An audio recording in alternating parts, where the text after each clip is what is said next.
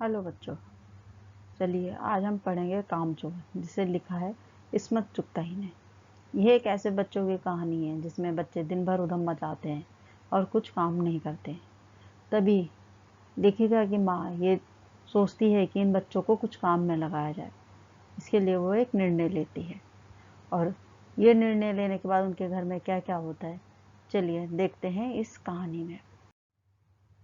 कामचोर बच्चे, ये तो मैंने आपको बता ही दिया कि कैसी कहानी है ये बच्चों की, कि इसमें बच्चे कैसे खेलने कूदने और मस्ती में लगे रहते और कोई काम करते नहीं हैं। और कहानी के द्वारा ये भी बताया गया है कि बच्चों से काम कैसे कराया जाए जो बच्चे काम नहीं करते हैं, इसलिए उनको काम सिखाना बहुत ज़रूरी है। काम को यदि सही तरीके से काम ना किया जाए तो उससे क्या क्या परेशानियाँ हो सकती हैं, वो भी इस पाठ में बताई गई हैं, और वो भी बड़े मज़ेदार तरीके से। इस कहानी में लेखिका की माँ और उसके परिवार के अन्य बच्चों की कहानी है, जो दिन भर सिर्फ आराम करते हैं, मौज मस्ती करते हैं और शरारत करते हैं, और उनका पूरा दिन इसी चीज़ में निकल जाता है। यहाँ तक कि वे अपने लिए कुछ काम नहीं करते। वे घर में अपने लिए एक गिलास पानी तक नहीं पीते हैं। तब भी उनके घर के बड़े सोचते हैं कि उन्हें सारे नौकरों को निकाल दिया जाए और इन निकम्मे बच्चों से घर के छोटे मोटे काम कराए जाए और इनको घर में काम हाथ बटाना सिखाया जाए। बड़ी देर के बाद जब घर में वाद विवाद के बाद ये तय होता है कि सचमुच नौकरों को निकाल दिया जाए और घर के बच्चों को घर के छोटे मोटे कामों में हाथ बटाना सिखाया जाए। अब माँ बाप की बातें सुनने के बाद बच्चों ने सोचा कि वह काम क्यों नहीं कर सकते, कम से कम वो पानी तो स्वयं लेकर पी ही सकते हैं। बच्चों के इतना सोचने के बाद ही उन्होंने हिलाकर पानी पीना शुरू किया। पानी के लिए वे सभी बच्चे कहाँ भागे? मटके और सुराही के पास। वो भी सब इकट्ठा ही भागे। बस फिर क्या था, पानी लेने के चक्कर में तो धक्का मुक्की शुरू हो गई। ना कोई डरने वाला था और ना कोई पीछे हटने वाला, और उनको कोई कहने सुनने वाला था नहीं। बस फिर क्या था, हुआ आपस में लड़ाई झगड़ा शुरू। नतीजा ये हुआ कि जितने मटके और सुराहियाँ थी और जो पतीले थी वो सब इधर उधर बिखर गए, सुराहियाँ टूट गए, पतीले बिखर गए। तभी लेखिका की माँ आई और उसने फरमान सुनाया कि जो काम नहीं करेगा उसे रात का खाना नहीं दिया जाएगा। बस इतना सुनना था कि और बच्चे काम करने को तैयार हो गए। लेखिका ने बच्चों को कई सारे काम बताए, जैसे कि गंदी दरी साफ करना, आंगन में पड़े कूड़े को साफ करना, पेड़ पौधों में पानी देना आदि काम। साथ में लेखिका ने बच्चों को कहा कि उन्हें काम के बदले इनाम में मिलेगा। बस फिर क्या था, इनाम के लालच में आते बच्चों ने काम करना शुरू कर दिया। बच्चों ने अपना काम शुरू किया दरी जो फर्श पे थी, अर्थात फर्श पे पड़ी दरी से उन्होंने काम करना शुरू किया। उन्होंने सोचा कि चलो दरी में धूल है जिसको वो साफ करते हैं, इसलिए उन्होंने दरी को उठाया और उस पर डंडे मारना शुरू कर दिया, जिसकी वजह से दरी की सारी धूल कमरे में फैल गई। और वो धूल कहाँ गई? बच्चों की आँख, नाक और कान में घुस गई, जिसकी वजह से बच्चे खांसते खांसते बेदम हो गए और दरी की सारी धूल बच्चों के सर में जम गई। धूल नाक और आँख में जाने से उनका बुरा हाल तो हो ही गया था कि तभी बच्चों ने फर्श पर झाड़ू लगाने की सोची और सभी बच्चे झाड़ू लगाने के लिए दौड़ पड़े। और इसी छीना झपटी में झाड़ू के पुर्जे उड़ गए, यानी सब उसकी सीख इधर उधर निकल गई। जिसके हाथ जितनी सीख पड़ी वो उससे झाड़ू लगाने लगे। तभी बच्चों के दिमाग में एक बात और आई। उन्होंने सोचा झाड़ू लगाने से पहले दरी पर अगर थोड़ा पानी डाल लिया जाए तो क्या बात है। बस फिर क्या था, उन्होंने दरी पर पानी डालकर उस पर काम करना शुरू किया। पर दरी पे जैसे ही पानी डाला वो पूरे के आंगन में कीचड़ हो गया, और उस कीचड़ में क्या हुआ, बच्चे भी उस कीचड़ में सन गए।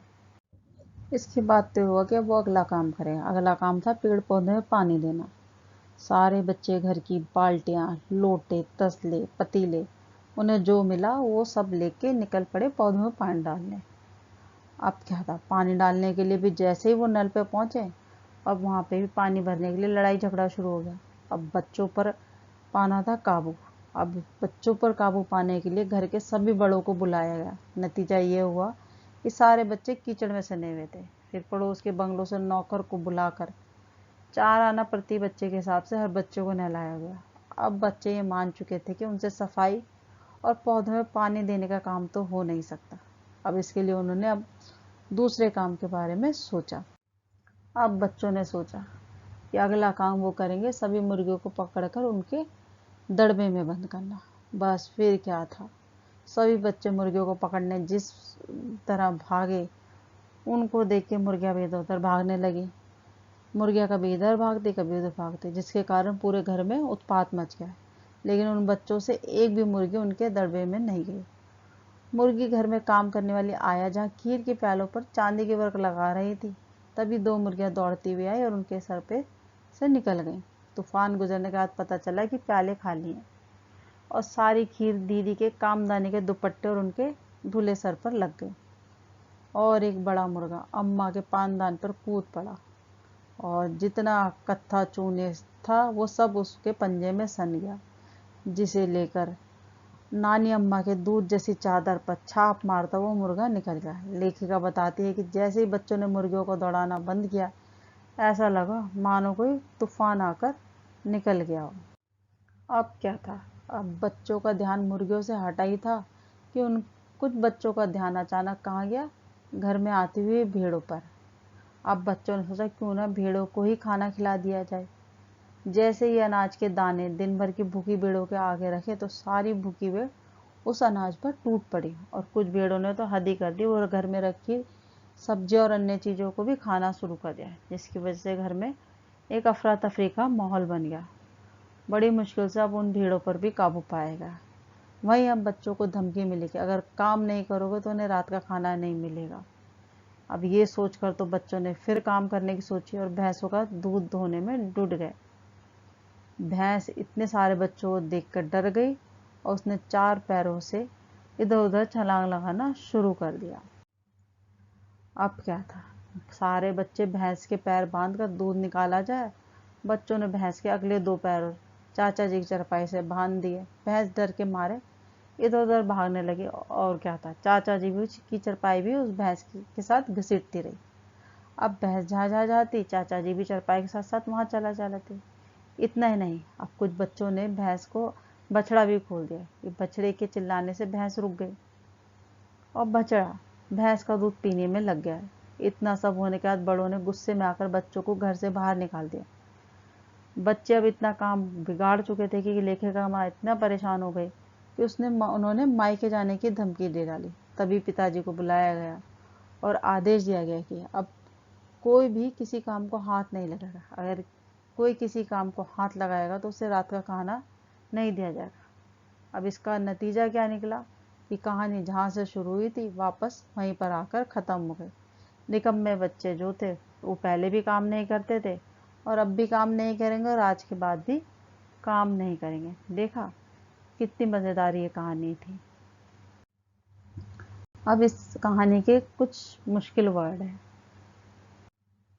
ये शब्द आप याद कर लीजिएगा, इनका इंग्लिश में भी मीनिंग दिया गया है। धन्यवाद। अगर आपको ये वीडियो पसंद आए तो प्लीज़ लाइक, शेयर, सब्सक्राइब और कमेंट्स ज़रूर करें।